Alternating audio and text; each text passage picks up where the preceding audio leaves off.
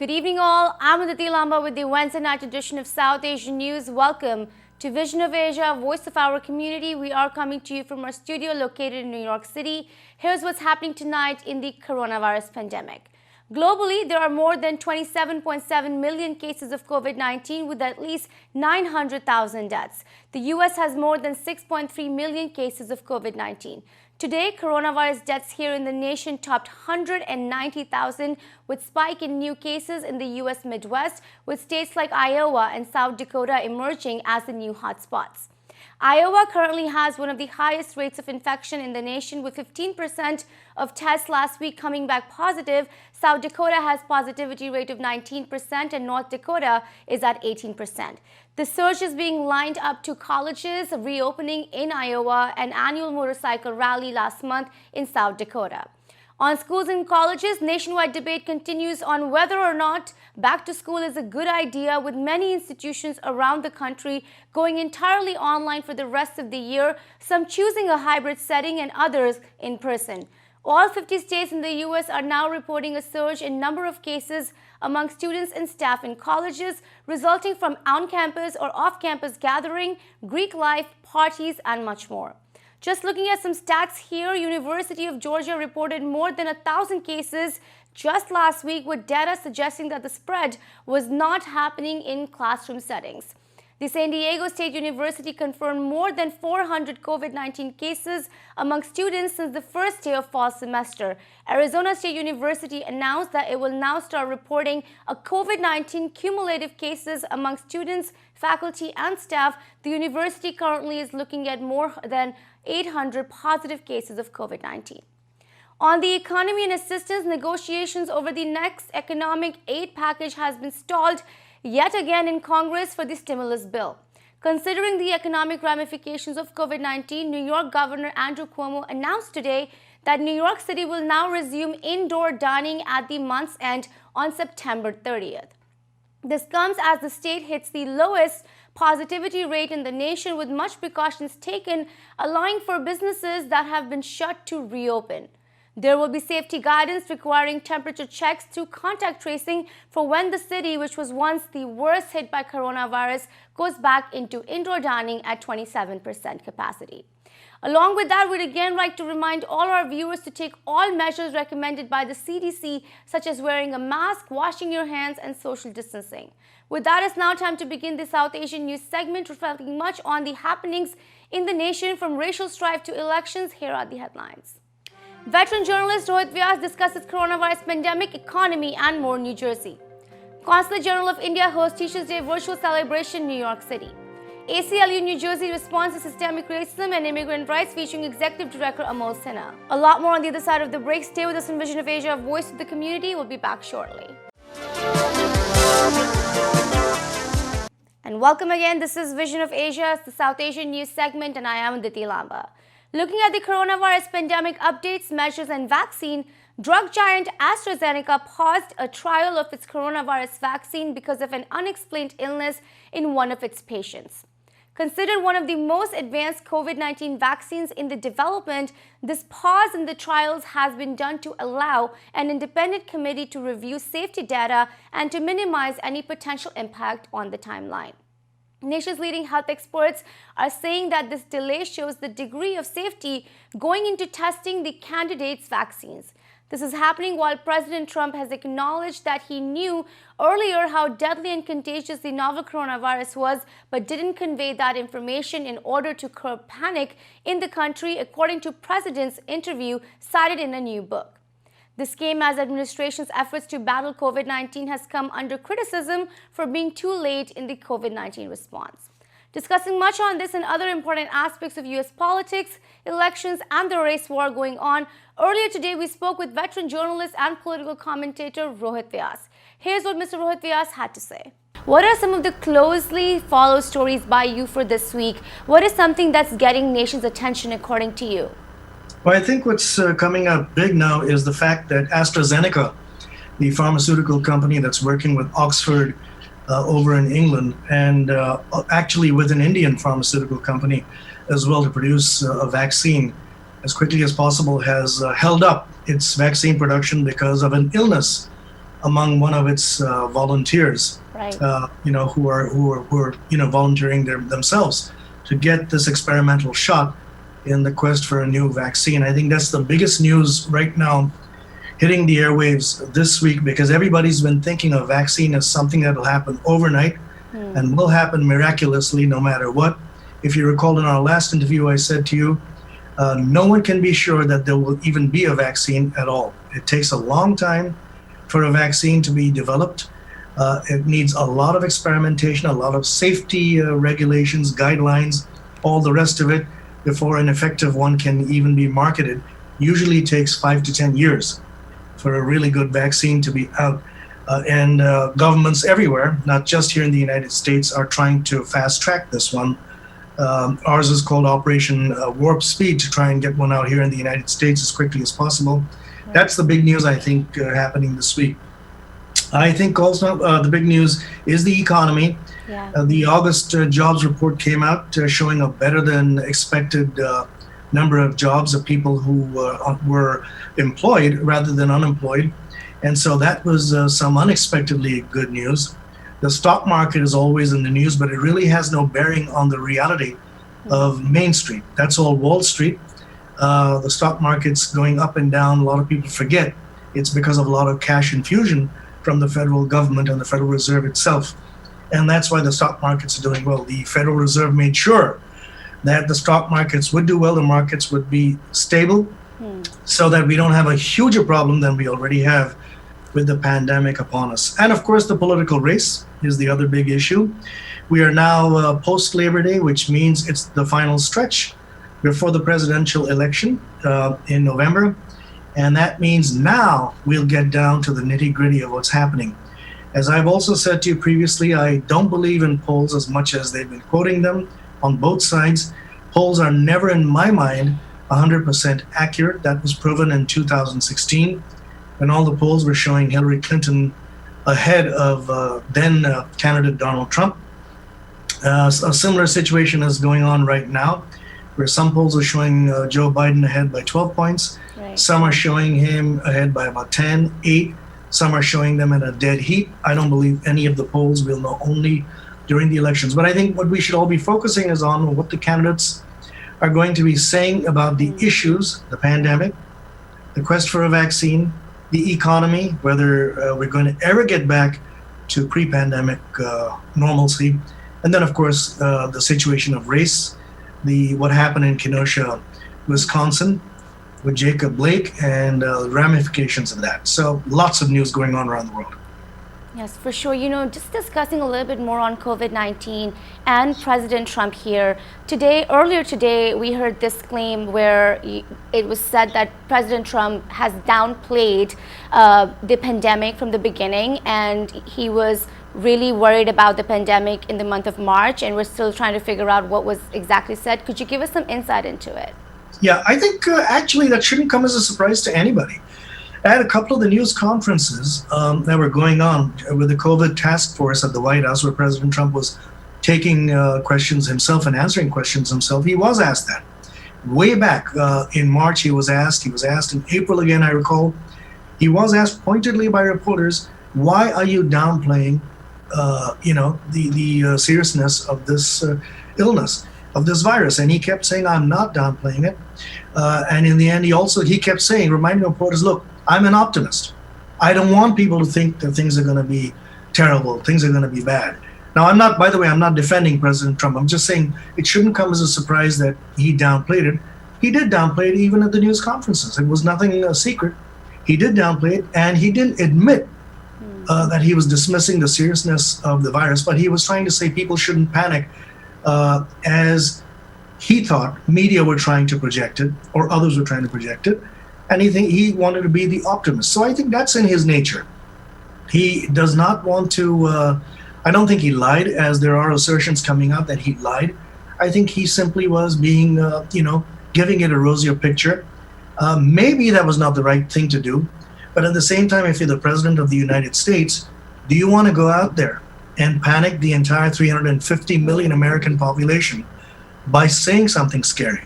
If you think about it, when you're a president, when you're in a responsible position like that, do you want to go out there and tell people, look, you're going to die?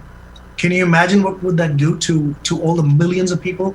What's going to happen? The run on stores, the run on things, the people crying. It's huge. When you're a president, you don't want to scare an entire population. So I think that's the way he was thinking. Now, whether he should have gone along seriously with medical advice and maybe taken a slightly different approach, perhaps said, it's serious, but we're going to handle it. We're going to be on top of it. We need you to cooperate with us. We need to have a cohesive national plan. Maybe that's the route he should have taken. But I can't outguess the president. Like I said, he seems to be an optimist for most of the time, even when it comes to his own election. He's an optimist. When he sees poll numbers that are against him, he's still an optimist. So that's, I think, more to do with his nature rather than him being a liar, or rather than him trying to downplay things deliberately, just to downplay them. I don't think that's true. This month celebrates the very popular occasion of Teachers' Day in South Asia, a day dedicated to all teachers, gurus, and mentors to guide their successors or students to become better human beings, acknowledging the contributions of all the teachers in shaping one's values and identity. Teachers' Day is celebrated with much enthusiasm, celebrating the educators for their hard work and consistency in being the gatekeepers for their students.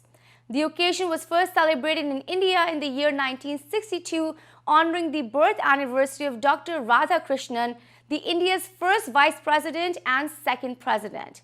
Since then, the Teachers' Day has been celebrated annually as Dr. Radhakrishnan highly believed in teachers and the very popular concept of a guru-shishya relationship.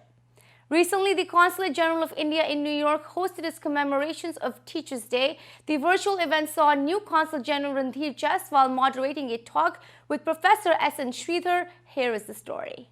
And was teaching in Hyderabad when a famous scholar, an Indian scholar, was visiting that institute from the University of Illinois.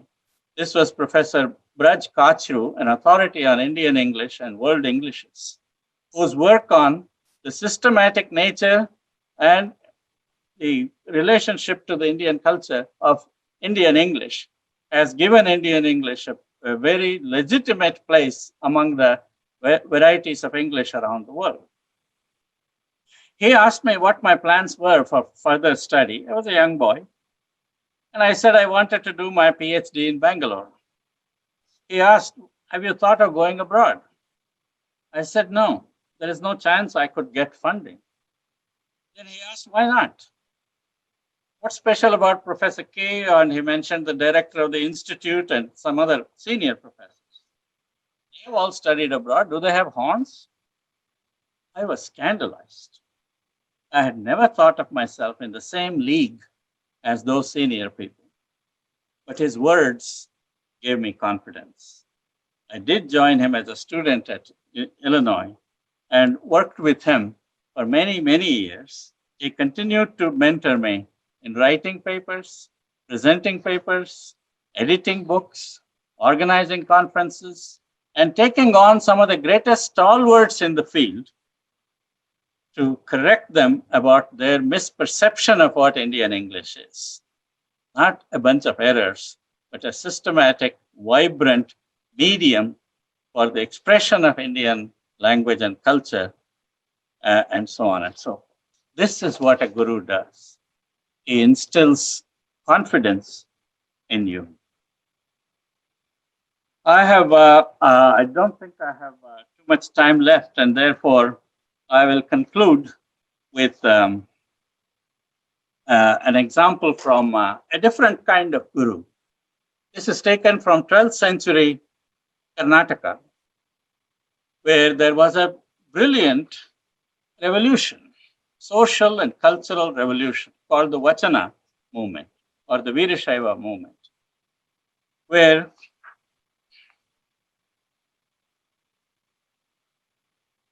its leaders, Basava or Basavaishwara, Allama Prabhu, Mahadevi Akka, a woman poet, hundreds of followers from all walks of life, from shoemakers to laundrymen, from boatmen to something else, pioneered a revolution in Indian society and culture.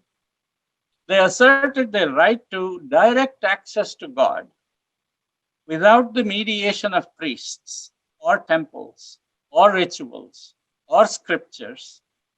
They advocated an egalitarian society. They asserted the dignity of labor. They rejected the caste hierarchy. They erased the gender distinction between men and women. And they neutralized the distinction between prose and poetry and high language like Sanskrit and vernacular languages like Kannada. In other words, this system of guru and shishya is not simply a spiritual one, but it's also a secular one. It's not simply an academic tutoring. It's not just a teacher, but also somebody who molds your life and shapes your values, gives you confidence, becomes your friend and your champion, and continues the tradition of learning and knowledge from one generation to other. And therefore, it is not surprising that in traditional India, whenever you start a lecture, you start by saying, Shri Gurubhyo Namaha. Salutations to my teacher. Talking about teacher-student relationship or Guru-Sishya Parampara in India. India is changing. And for that reason, our traditions also have to, change, or they have to adjust to the changing reality. The question is, what do you think we must do to keep its sanctity intact? That's a very big question. We could have a whole seminar on this.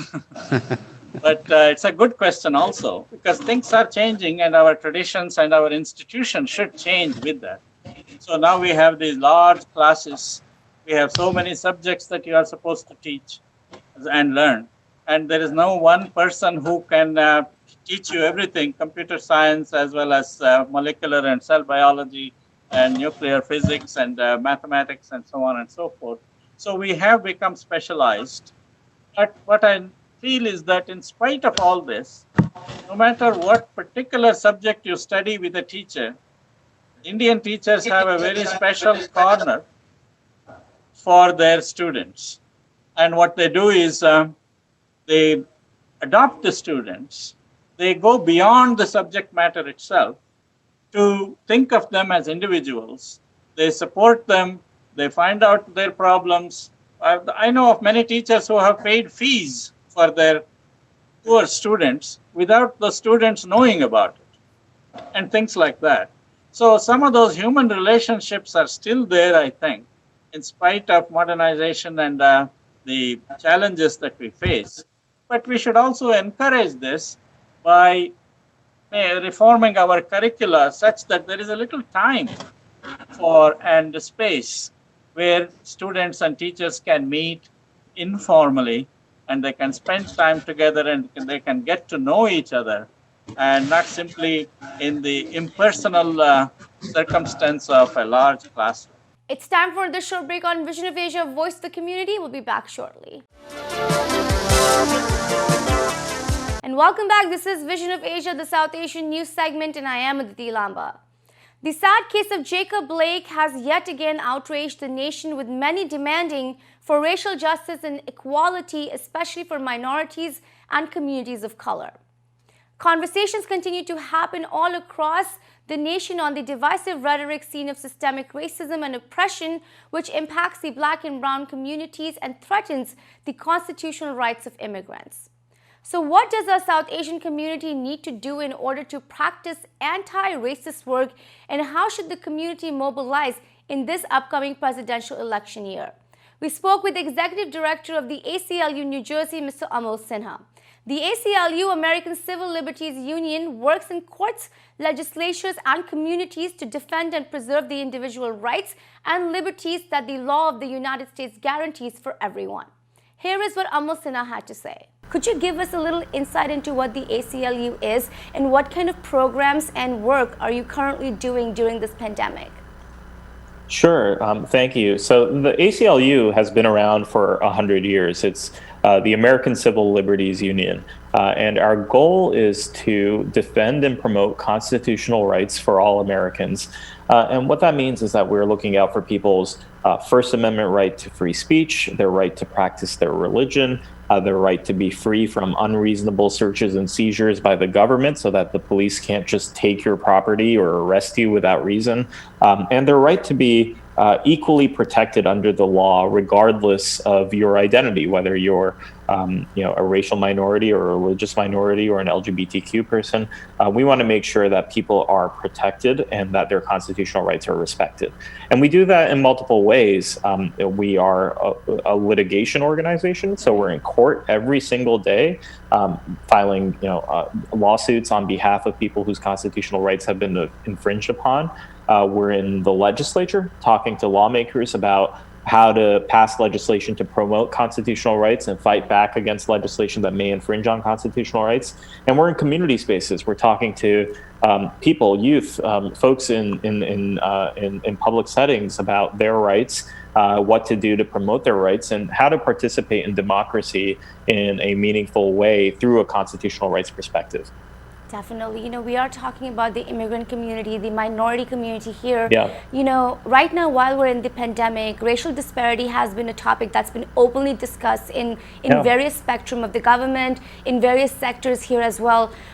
What is your comment on the rights of the immigrants right now? Are they under a threat? Are they being compromised? What has the ACLU seen in the last couple of months with this pandemic? Well, let me start with how we are addressing this pandemic wholesale, right? So first of all, early on, we knew that, in March, we knew when the pandemic was going to hit the United States sincerely, that this was going to be a racial justice issue. Yeah. And that was clear because we knew that every institution in the United States is rife with systemic racism. And so a pandemic that's going to impact every institution is going to exacerbate the fissures that already exist. And so when and the data has borne it out. So when we see the health outcomes, right, immigrant community members and Black and Brown community members are dying and being infected at higher rates than white folks in New Jersey and in the country. In education, Black and Brown communities and immigrant community members and children are less likely to have the digital resources that they need in order to properly educate themselves. We see it in the economics of it, right? Like we're seeing Black and Brown owned businesses shutter at higher rates compared to white owned businesses. And of course, we see it in the criminal justice system where we already have a racial disparity. And the prisons are some of the biggest clusters of COVID infection in our country. And so we knew that this was going to exacerbate racial inequities across the country, and it's certainly proven to be true. And what we needed to do was figure out, how we're going to help those who are most vulnerable. And this wraps up our show for the night. Remember to send us your suggestions and get your voices and organizations on our show. Email us on events@itvgold.com or follow us on Facebook @itvgold. You can also subscribe to our YouTube channel to watch many of our popular shows for free. Thank you for joining us tonight from Queens, New York. This is Vision of Asia, and I am Aditi Lamba. Take care and be well.